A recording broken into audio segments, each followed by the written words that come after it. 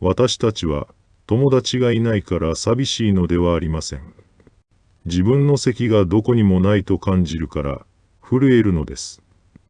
60歳を過ぎると目の前の景色がはっきりと見えてきます。それと同時に心の中にある変化が起きます。それは現役時代にあなたを支えていた見えない椅子が突然消えてしまうことです。実は多くの人が見落としています。私たちが若い頃から追い求めてきたの。それは幸福ではなく、ただの承認欲求だったのかもしれません。会社での役職、人脈の広さ、他人に自慢できる過程。これらはすべて脳の報酬系と呼ばれる部分を刺激し、ドパミンという快楽物質を出してくれます。自分は特別だという幻想です。他人に必要とされ、他人に勝つことで、私たちは自分の価値を確かめていました。しかし、定年後や老後を迎えると、そのシステムが強制終了します。肩書きが消え、人間関係がリセットされる。その瞬間、脳はパニックを起こします。脳科学の世界では、社会的孤立は肉体的な痛みと同じ領域で処理されると言われています。つまり、誰からも連絡が来ない状態は、脳にとって殴られているのと同じくらい痛いのです。私たちは、孤独そのものを恐れているのではありません。他人の人生の登場人物から、自分が完全に消去される恐怖。それと戦っているのです。支配欲や見栄、他人との比較本能が心の中で暴れ出します。昔はこうだったのにあの人はまだ現役なのに。そんな声が夜眠れないあなたの耳元で囁くのです。佐藤さんは大手企業の管理職として定年を迎えました。現役時代はスマホを一日に何度も鳴っていました。部下からの相談、取引先からの接待の誘い。俺がいないと仕事が回らない。本気でそう思っていました。しかし、定年退職した翌日、スマホは驚くほど静かになりました。1週間待っても誰からも連絡は来ません。たまになったと思えば、LINE の通知は公式アカウントからのクーポンだけ。みんな忙しいのだろう。最初は自分に言い訳をしていました。でも、1ヶ月が過ぎ、3ヶ月が過ぎた頃、気づくのです。彼らがつながっていたのは、私ではなく、私の肩書きだったのだと。家の中に居場所を求めても、現実はシビアです。子供たちは独立し、自分の生活で手いっぱい。妻との会話も、どこか噛み合わない。今日のご飯は何と聞いただけで、なぜか妻の機嫌が悪くなる。佐藤さんは、家の中でも透明人間になったような気分になります。焦った佐藤さんは、SNS を始めました。しかし、それが逆効果になります。画面を開けば、元同僚が第二の人生、海外移住、笑顔で写っている。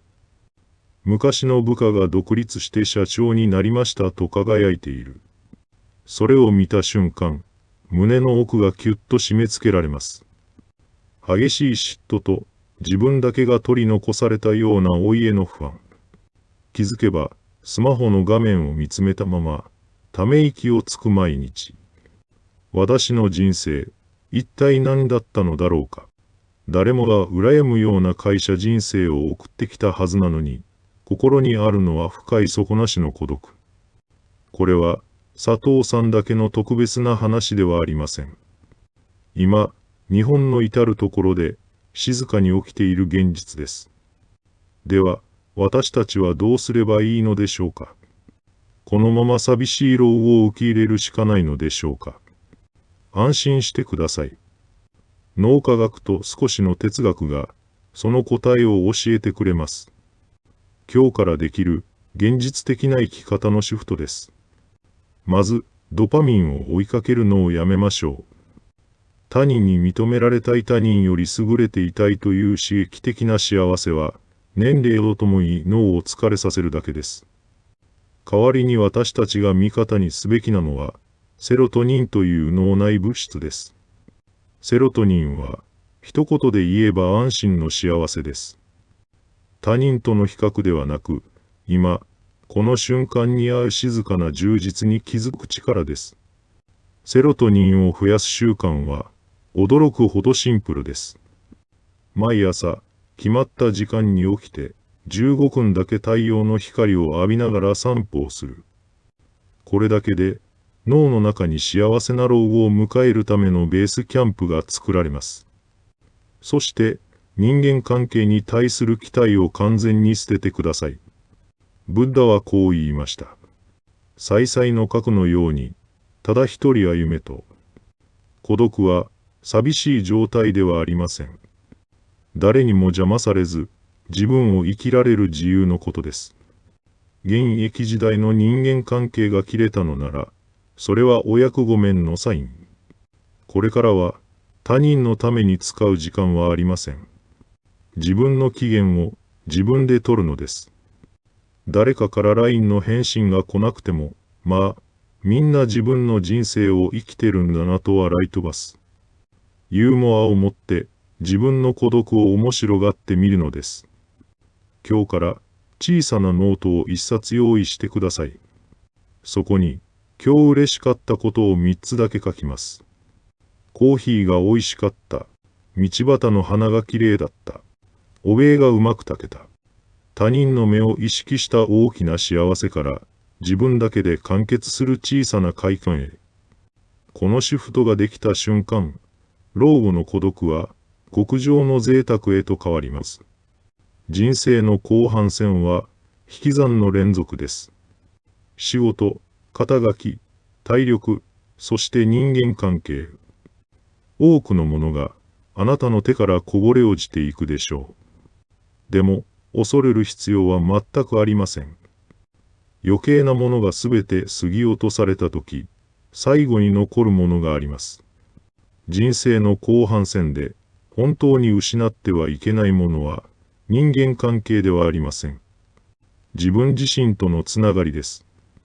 あなたの一日が静かで穏やかな光に満ちたものでありますように。